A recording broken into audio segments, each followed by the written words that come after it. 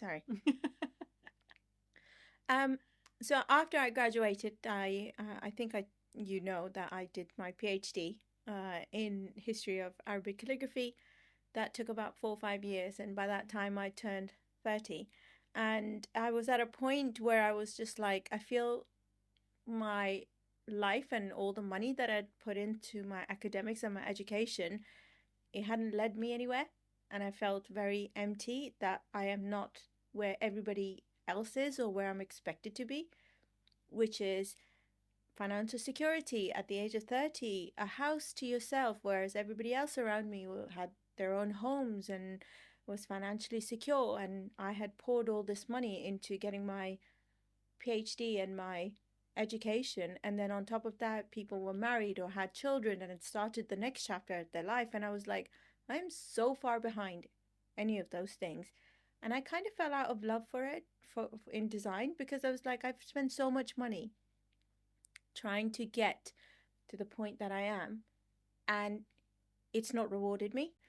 And I'd already been disillusioned by my journey in design and academics, because I wanted to go down the academia route, and academics wasn't getting me anywhere. And I was like, then what's the point? I'll just move to London, do whatever job I can, and become like everybody else and see what happens. But I'm too determined to not, for this to be my story, that I'm always going to live an ordinary life. And I didn't want to live a mediocre, ordinary life.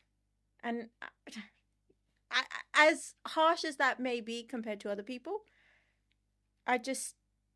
that's not the picture I have for myself. That's not the vision I have for myself. Yeah. When you say mediocre, do you mean finances? So what I mean by mediocre journey or an ordinary life was, I mean that I didn't want to live a life that was very mechanical. You wake up in the morning, you go to work, you procreate, you have children, you do X, Y, and Z that society asks you to do. Yeah.